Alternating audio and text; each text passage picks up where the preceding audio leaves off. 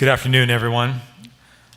Tonight, I want to talk a little bit about the things that we've been doing to try to get you back into your residences. So we are working hard to downgrade some of the evacuation orders to warnings. And just moments ago, we were able to reduce a portion of the evacuation order in Zone 312A to an evacuation warning. This includes Cohasset Road, Rock Creek Road, and Sycamore Valley. We also just reduced the evacuation order to an evacuation warning in Zone 317A, which is Richardson Springs. Richardson Springs Road is now open, and the rest of the zone remains under an evacuation order. We were really hoping to be able to downgrade the evacuation order to a warning in Forest Ranch, but unfortunately, spot fires were reported across Highway 32 a couple of hours ago up near North Humboldt Road. As you heard earlier, that creates a real problem for us. And in addition to that, a number of hot spots between the houses in Forest Ranch proper were identified. I think that illustrates how rapidly things can change. We were all set to reduce that order to a warning. We were excited about being able to get people back in there. But when things change rapidly and the risk to the community is increased again, we have to react to that, and therefore we're holding off those plans. I really want to thank and express my appreciation to all the firefighters out there working. I know that they're going to be working in those areas to try to address the hot spots and contain that spot fire.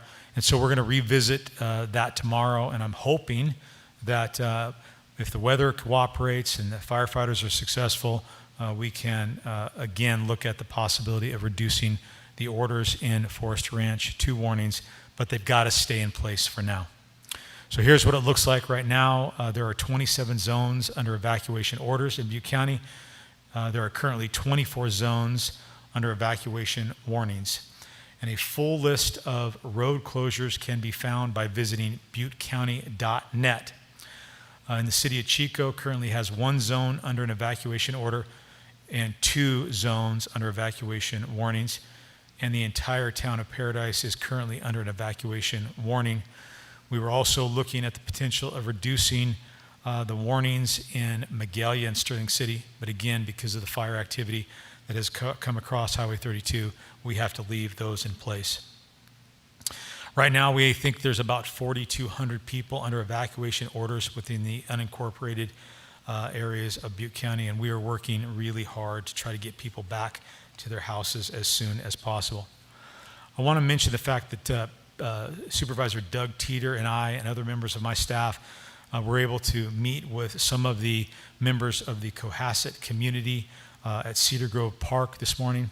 It was a really good meeting. We really appreciated the opportunity to get with those folks, to talk with them, to hear about their concerns, to answer some of their questions. Just a very productive meeting and very appreciative of those folks and how understanding they were.